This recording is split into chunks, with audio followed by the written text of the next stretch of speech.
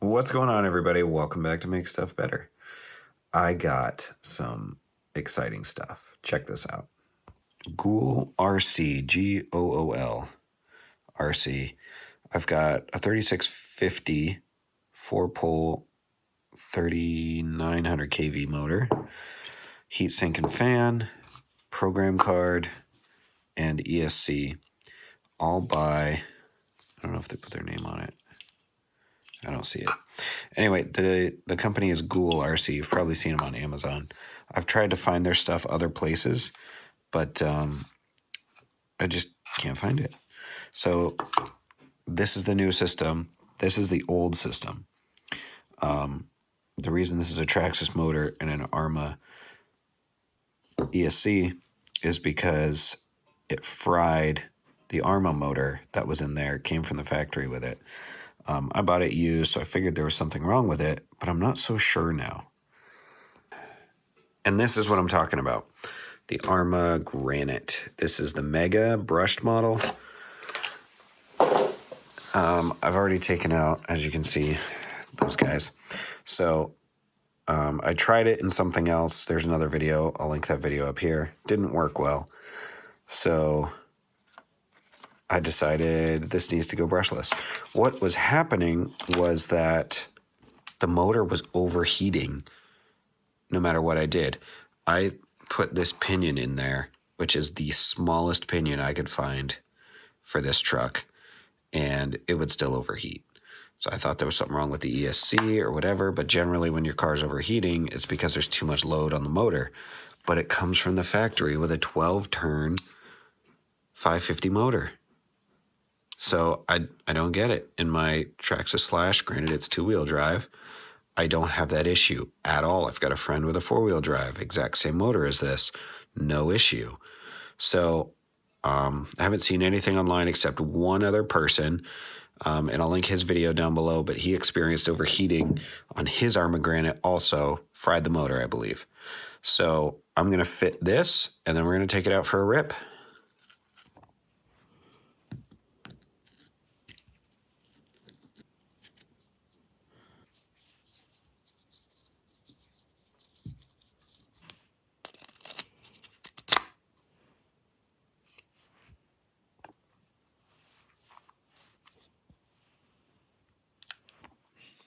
Got that all put together. Mesh feels good. Strap out of the way. And you've got these little slots here. So this piece and this piece just fit right into little slot there, little slot there. They slide forward and it clips on top of this piece. I'll show you.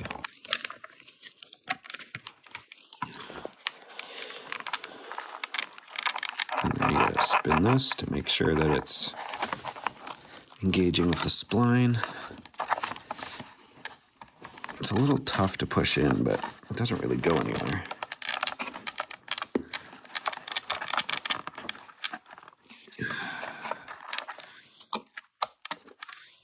Once it's in, we're good. And with a little persuasion, it's in. This locks up over these tabs here. There's another piece that actually goes in here. It's red, and then there's a screw from the bottom that holds it in. It's supposed to keep it from sliding backwards, but I haven't had it the entire time I've owned this truck, and this thing doesn't budge. Now, let's get the receiver hooked up.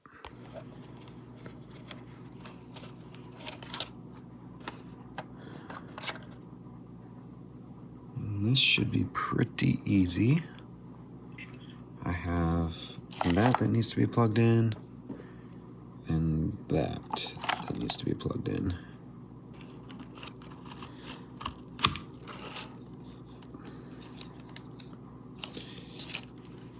Shouldn't be surprised that it fits. It came with the truck.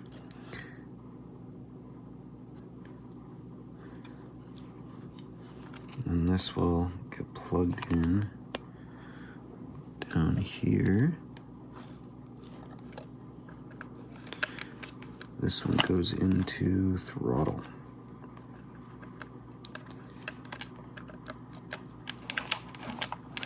So that's plugged in.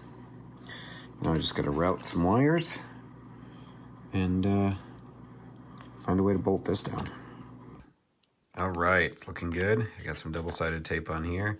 Well, I will. I'm gonna get this connector off and get this one on. Watch. There it is. Now, basically, I just have this little block to put in here. This is only so I can run long batteries because it's such a short battery tray. I don't have any 3S batteries that short. There we go. So it's just a block of wood with a piece of like foam glued on top.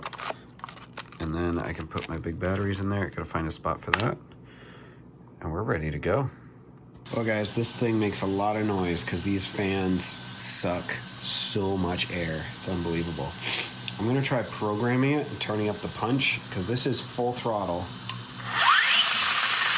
It's not full speed, but that's full throttle. So I want it to punch a little bit harder than that. So this is your programming card. I think these white ones are the default settings. And so I want to get into, let me see if we can get this to focus here. Maybe not on that camera, maybe on this camera. Oh, that's better.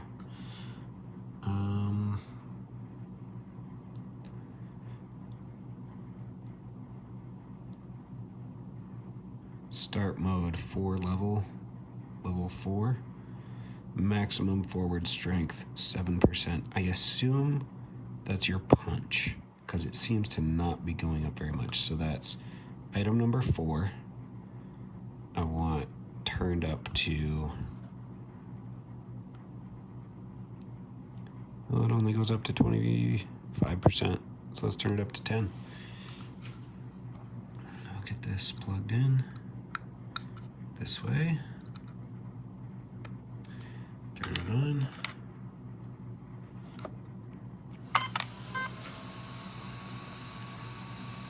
So currently we're on item 1, it's at level 4. We want item 4, which I think was at level 4. It's at level 2. It's supposed to be at 2, currently at 4. So I want that to be up at 10. Okay. What else can we do here?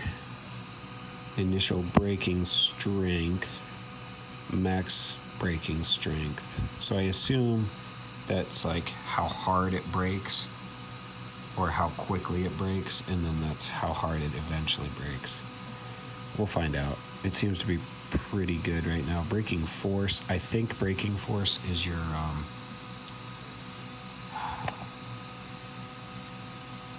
like your drag brake. And then neutral point range seems to be okay. Brake frequency. Lithium saving is number 12. This goes up to 17, but there's only 10 things on here. 10 items. Maybe this particular card, they use the same chart for all of them, and this one just doesn't have that.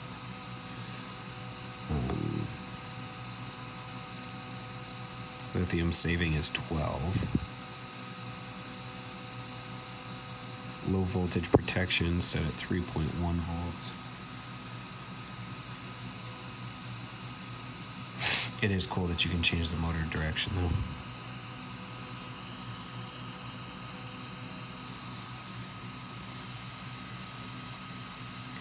Positive rotation, bend brake, direct positive, and negative.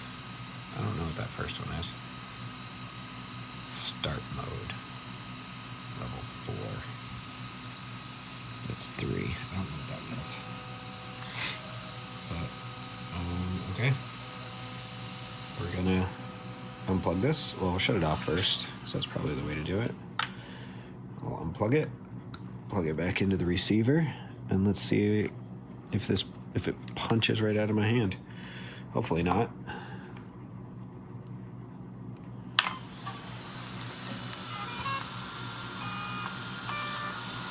camera over here so it's safe.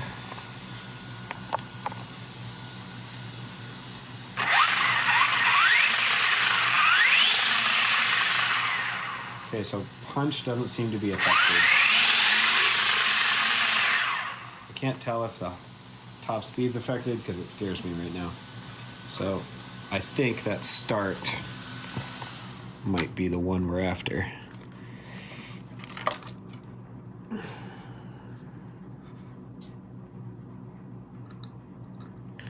Goes in like that. Turn it on.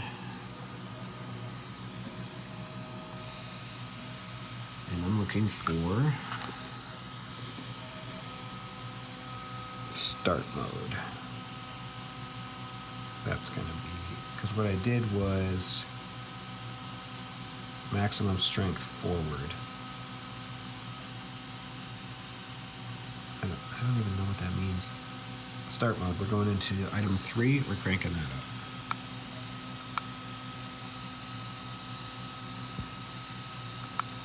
I went past it. Oh, that's how you get, that's 13, 14, 15, 16, 17, 18, and back to 1. Okay, that makes sense. Value, let's change that. Maximum punch. Took it. Turn it off.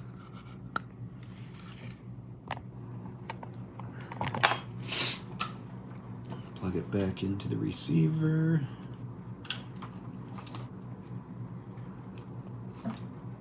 I hope this is interesting because it's taking a long time. Okay.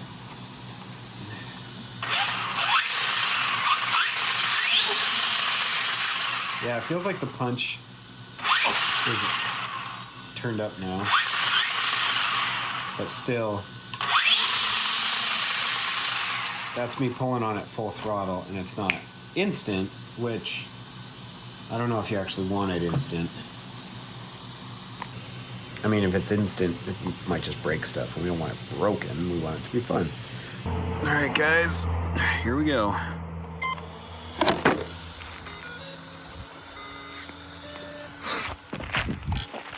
First run on 3S with the Goolrc.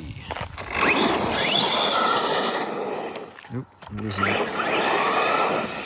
Holy smokes, is that insane? The acceleration's lacking a lot, but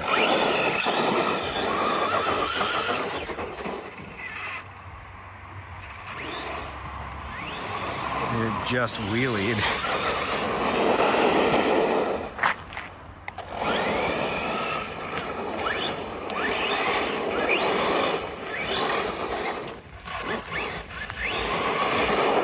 Now there's some cogging right there. So there is some cogging that happens, and I think part of that's due to the fact that the acceleration, I think it's the receiver or the transmitter, the acceleration just isn't very punchy. I've got the ESC turned all the way up, but this thing just doesn't, like if I give it full throttle, that's as fast as it'll accelerate. Once it's going, it's great, but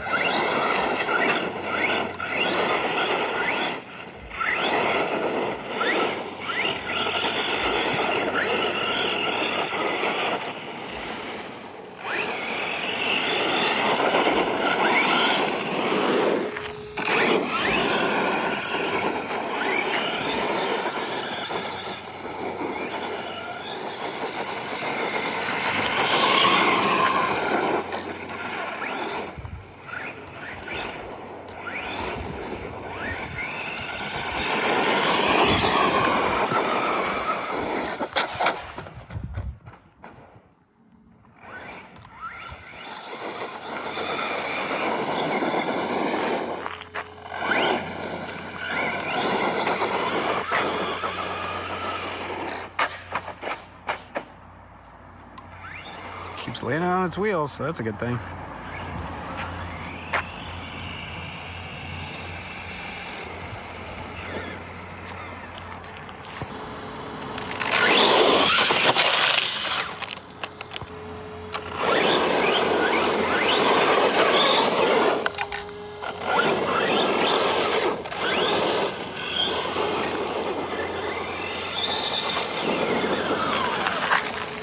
Let's check the motor temp, huh? Let's see. The heatsink isn't very hot. I got my thumb in there and it's just about hot enough to burn me. So that's pretty warm. Doesn't seem to be giving any issues yet.